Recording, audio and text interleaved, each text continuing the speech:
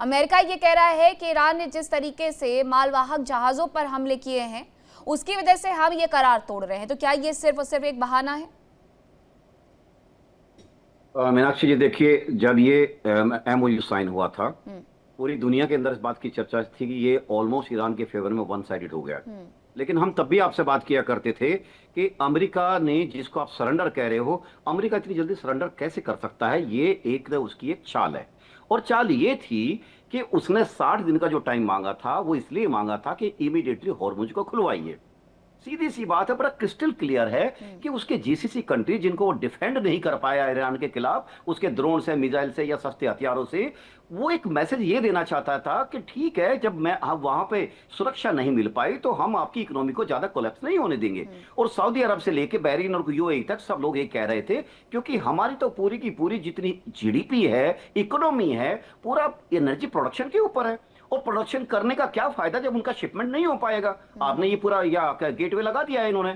तो कहानी ये है कि इस बात को देखते हुए अमेरिका ने इसको जल्दी में, शायद मेरा ऐसा मानना है कि इसको साइन करके और एक कहा कि इसको खुलने दीजिए, प्रेशर वाल को रिलीज होने दीजिए, उसके बाद हम 60 दिन में बात करते रहेंगे। और ऐसी कोई बात आगे जहां हम एग्री नहीं कर सकते, अमेरिका तोड़ने के लिए स्वतंत्र है, वो तोड़ देगा, क्योंकि उसका हिस्ट्री भी यही है अमेरिका का। रही बात ईरान की, देखिए, ईरान के हाथ में तो एक सोने की मुर्गी आई हुई है ना, सोने का अंडा देने वाली मुर्गी जिसको कहते हैं।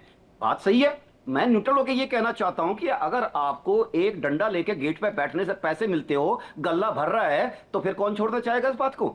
ईरान ने आज से पहले हॉर्मुज की ऐसी कोई व्यवस्था नहीं बनाई थी। इससे पहले भी हॉर्मुज बंद हुआ है पास्ट ईयर्स में, लेकिन ऐसा किसी ने नहीं किया। बात यह है कि अगर ईरान को अपने डैमेज का पैसा इतनी क्विक मनी चाहिए, जल्दी में चाहिए, इजी मनी चाहिए, तो इससे अच्छा मौका नहीं होगा कभी भी उसके लिए। इसीलिए वो इस पर जिद पड़ा रहा हुआ है कि मुझे यहीं पे इस पर कहूंगा, और हर शिपमेंट से 2 मिलियन बैरल से अगर मैं लगाऊंगा तो मेरे को पर डे का उनका 150 शिप्स आप लगा लीजिए। मैथमेटिक्स का कैलकुलेटर बिल्कुल सिंपल है।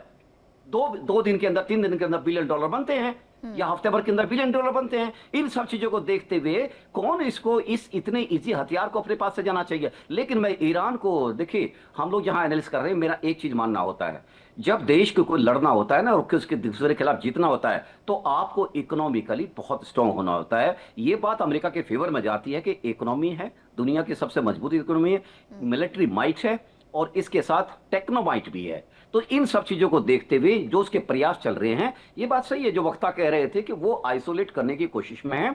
अब वो ईरान को इकोनॉमिकली स्क्वीज करेगा चारों तरफ नेटो से। का मंच इसीलिए तो तुर्की में सजाया गया है। सीधी सीधी वजह यही है, नेटो का मंच तुर्की में सजाएंगे, वहां जाएंगे, नेटो के मंच से ये कहेंगे कि तुर्कियों पे लगे हुए ये सारे सैंक्शन हटा रहे हैं, तुर्की को अपने साथ लेकर के आएंगे भारत जी, और उसके बाद एक बार फिर से हमले की कोशिश का, साजिश का जो पूरा चक्रव्यूह है वो रचा जाएगा, और उसमें अमेरिका फिर से बलवान नजर आएगा।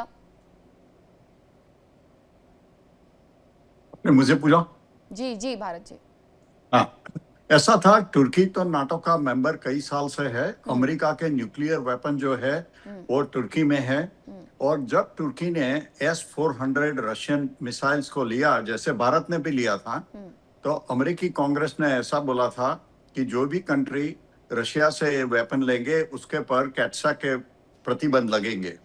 भारत को भी प्रतिबंध लगते थे, लेकिन उन्होंने भारत को भी एग्जम्पशन दिया था। अब तुर्की को भी ये एग्जम्पशन दिया है। पहले उसके पर वो प्रतिबंध लगाए थे क्योंकि तुर्की S-35 की डेवलपमेंट में शामिल था। तो F-35 जो सबसे बड़ा लड़ाकू विमान है जिसका इस्तेमाल हो रहा है, और इजराइल भी उसका इस्तेमाल कर रहा है, वो विमान के डेवलपमेंट में टर्की शामिल था और उसको उन्होंने मना कर दिया। अब टर्की को इंटरेस्ट है कि उनको F-35 प्लेन लाना है। टर्की अपना खुद का कानन एयरक्राफ्ट F जो 5th जनरेशन है वो भी डेवलप कर रहा है। उसके लिए उसको इंजन चाहिए। देखो, भारत भी अपने लड़ाकू विमान के लिए कहाँ से लाते हैं इंजन? जनरल इलेक्ट्रिक से। तो अमेरिका के पास जो टेक्नोलॉजी है इंजन की और लड़ाकू विमान की, वो टर्की को चाहिए। तो हाँ, दोनों देशों को हो जाता है। अमेरिका को चाहिए कि टर्की का ज़्यादा सपोर्ट होए, और टर्की को चाहिए कि जो टेक्नोलॉजी है अपना फाइटर प्लेन डेवलप करने की, और जो 35 विमान है उसके लिए, तो उसको पसंद आ जाता है। तो ये जो कटसा के प्रतिबंध थे वो टर्की से उठा लिए हैं। उनको इंजन मिलेंगे जनरल इलेक्ट्रिक से और उनको 35 लड़ाकू विमान भी मिलेंगे।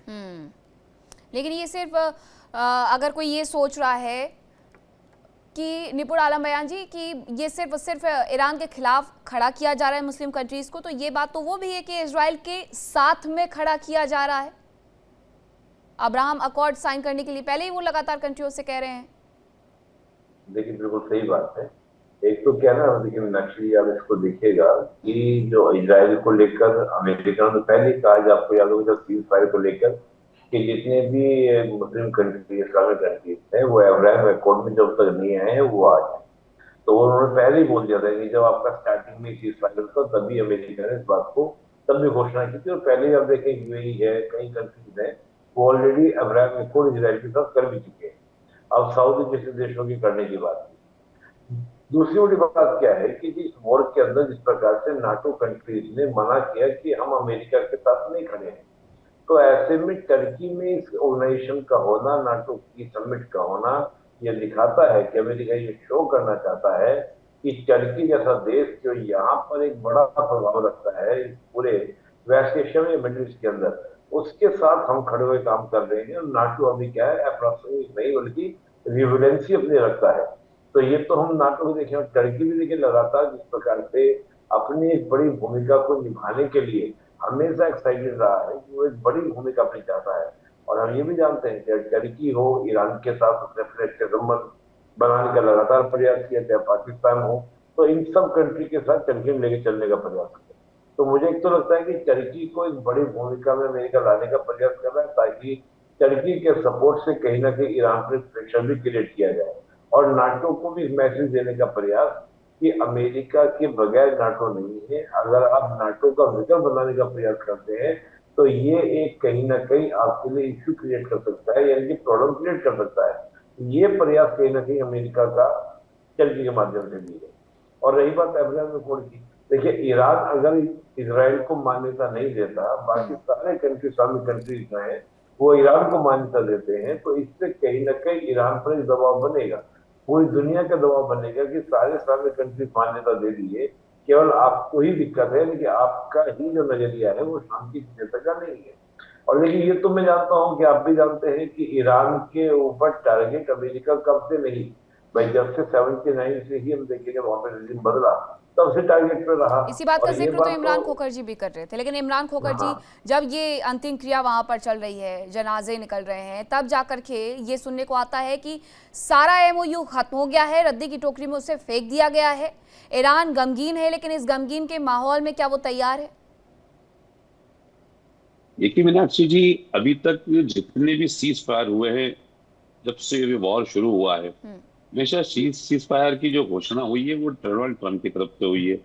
अभी जो सीज फायर को लगभग उन्होंने कोलैप्स माना है और एमओयू को भी कोलैप्स माना है, ये घोषणा भी उन्होंने की है। भाई आप ईरान को एक तो आप एमओयू में साइन करके देना है, क्या आप इतने समझदार नहीं थे कि आप 4 नंबर और 5 नंबर पॉइंट नहीं पढ़ रहे थे जिसमें आप खुद कह रहे हैं कि ईरान अरेंजमेंट करेगा कमर्शियल वेसल्स का, और आज ईरान उनको कह रहा है कि आप यहाँ से जाइए, और वो अगर बात नहीं मानेंगे तो ईरान अपनी कार्रवाई करेगा। इसके अगेंस्ट में आपने क्या किया कि जब दुनिया का सबसे बड़ा एक फ्यूनल पोसेशन हिस्ट्री का, आज तक एवर कभी ऐसा नहीं हुआ, इतना बड़ा फ्यूनल पोसेशन है, उसके बाद जो दुनिया के बड़े बड़े रिप्रेजेंटेटिव है, डेलीगेशंस आए हुए हैं, दुनिया भर के लोग आए हुए हैं, आपने वहां पर बम्बार्डमेंट शुरू कर दी। और आपको क्या लगा, आपने 80 जगहों पर, ठिकानों पर बम्बार्डमेंट की, ईरान ने आपके 85 बेसेस की पे और अलग अलग जगहों पर बम्बार्डमेंट शुरू कर दी। नहीं, आप ये ना समझिए ये क्यूबा, ये वेनेजुएला, ये ईरान, इराक, ये अफगानिस्तान, लीबिया नहीं है सर। बार बार हम समझा रहे हैं, पिछले 2-3 महीने से समझा रहे हैं कि आपकी बात दादागिरी से मान जाएगा, वो ईरान नहीं है। आप अगर एक बॉम्ब गिराएंगे रिटेलिएट होगा। शहीद का, शहादत का फलसफा जिसके बचपन से पढ़ाया जाता है वहां पर आपसे डरा नहीं जाएगा। और दुनिया के अंदर जो डोमिनेंस आपकी थी वो खत्म हो चुकी है। अब ये तो आपने लालच दे दिया। वो कहते ना कि सर वो बचपन में हम लोग किराए के गुंडे आपने रख रखे थे, या तो कि इनको लालच दे दो F-35 का, इनको लालच दे दो इनके ऊपर सैंक्शन हटाने का, तो ये हमारे साथ आ जाएंगे। वहां की आवाम भी तो है, आए सीरिया के अलशरा पहले कह चुके, हम किसी भी तरह के दबाव में नहीं आएंगे। ये भी अमेरिका को एक तरीके से बेवकूफ बनाने की ट्रिक है। क्या सीरिया की पब्लिक सीरिया के साथ होगी अगर वो ईरान के ऊपर हमला करेंगे?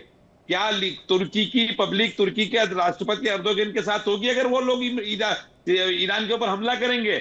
आज पूरी दुनिया की इस्लामिक तो छोड़िए, दुनिया की दूसरी भी लोगों का सेंटिमेंट है वो ईरान के साथ में है, आज भी, टिल डेट, और आगे भी रहेगा। तो जरा इन राष्ट्रपतियों ने, अगर इनकी सरकारों ने ऐसी हरकत की है तो आप देख लीजिएगा पब्लिक का रिटेलिएशन आएगा। और ये कुल मिलाकर ये अपनी अपनी सुविधाओं की राजनीति चल रही है। नवंबर के अंदर डोनाल्ड ट्रंप को जब वहां पर फेस करने अपने मिड टाइम इलेक्शन जाएंगे तो लोग उनके सामने जो सरेंडर सर्टिफिकेट, जो 14 पॉइंट्स प्रोग्राम आपने वहां पर साइन करके आए हैं, लोग खड़े होंगे लेकर कि इसमें आपने अमेरिका के हित बताइए। की कई ऐसी तस्वीरें सामने आई हैं, यूएस के इन्फ्लुएंसर ईरान में पहुंच करके अमेरिका डाउन के नारे लगा रहे हैं। कर्नल मलिक, अब आगे क्या होने वाला है? क्या ये युद्ध पहले से भी ज्यादा भयावह होने वाला है? अक्षय जी, अटैक काउंटर अटैक जारी रहेंगे, लेकिन ये लगातार नहीं चलेगा। इंटेंसिटी इनकी जो हमने देखी है ये पहले से ज्यादा है, और मुझे ये लगता है कि चूंकि बातों में ग्राउंड कॉमन है ही नहीं और ये बात आगे बढ़नी नहीं थी। हम तो डे वन से कहते हैं कि जिस तरह से साइन हुआ है इस पर शक कीजिए कि अमेरिका ने कैसे इस पर साइन कर दिया है। कारण ये होता है कि ऐसे शर्तें जब वन साइडेड दिखने लगे, समझ लीजिए वो किसी बड़ी प्लानिंग का हिस्सा है। दे आर नॉट जैसे वो दिख रही हैं, सामने दिख रही हैं। नहीं था कर्नल मलिक, कहीं ऐसा तो नहीं था कि बेसिकली लोकेशन सबकी ट्रैक करनी थी, जनाजे के बहाने ही वही हो सकता था और यही किया अमेरिका ने? मीनाक्षी जी बिल्कुल सही कह रहे हैं आप। देखिए, जब भी दो सीज फायर होता है, सीज फायर में दोनों साइड अपनी पूरी शक्ति के साथ अपने रीऑर्गेनाइजेशन, रीवेपनाइजेशन, रीलोकेशन सब कुछ करते हैं, इंटेलिजेंस गैदरिंग सब कुछ करते हैं, और जहां उन्हें एक वर्दी टारगेट लगता है वहां हिट करने की उनकी पूरी कोशिश रहती है। ये जब से अप्रैल से सीज फायर हुआ है तब से दोनों तरफ से तैयारी चल रही है, ऐसा नहीं है। लेकिन मैं एक चीज और बता देता हूं आपको, ये जो मैं भरत साहब कह रहे थे ना, मैं उस बात पर थोड़ा सा टच करना चाहूंगा। देखिए, अमेरिका की रिलायबिलिटी इस पे बहुत बड़ा शक है।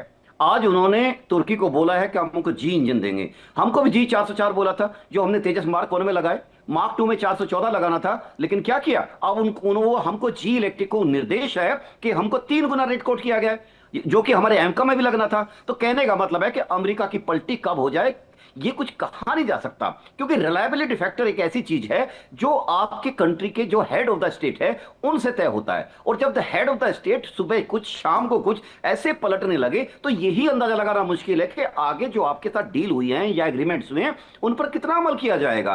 और यही देखते हुए मैं देख रहा हूं कि जो ये अभी जो हॉर्मुज के अंदर चल रहा है, हॉर्मुज पे आके पेच फंस रहा है, यही फंसा रहेगा, क्योंकि एक तरफ ईरान इसको अपने हाथ से नहीं जाने देता because of the obvious reason जो हमने डिस्कस किए हैं, और अमेरिका अगर ईरान के पक्ष में इकोनॉमी जाती है तो ये सारा इकोनॉमी का नुकसान अमेरिका को होना शुरू हो जाएगा। अब हम ये देखते हैं कि इनके बीच में बैलेंस कैसे वर्कआउट होता है। अदरवाइज अमेरिका का फायदा ईरान का लॉस और ईरान का फायदा अमेरिका का लॉस। अब ये देख रहे थे दोनों तरफ की जो शक्तियां हैं वो अपने आप में कैसे एंगेज करती है या डिसएंगेज करती है या किस टर्म्स पे आके शांत होती है। बिल्कुल, अमेरिका तो ये कह भी रहा है कि वो पूरी तरीके से एक लंबे युद्ध के लिए तैयार है, क्योंकि अमेरिका पर लगातार यही सवाल खड़े होते हैं कि वो लंबे युद्ध में हार जाता है। लेकिन अमेरिका की तरफ से आया ये बयान भी बेहद महत्वपूर्ण है कि क्या ये युद्ध रशिया यूक्रेन से भी ज्यादा सालों तक चलने वाला है, लंबे वक्त का यहाँ पर क्या मतलब निकाला जाए। बहुत धन्यवाद आप सभी का मेरे साथ जुड़ने के लिए, चर्चा का हिस्सा बनने के लिए। देखिए इंडिया डेली 24/7 अब आपकी स्मार्ट टीवी पर। इंडिया डेली मौजूद है सभी डिजिटल प्लेटफॉर्म पर लाइव और लगातार। इंडिया डेली 24/7 हर दिन राष्ट्र को समर्पित।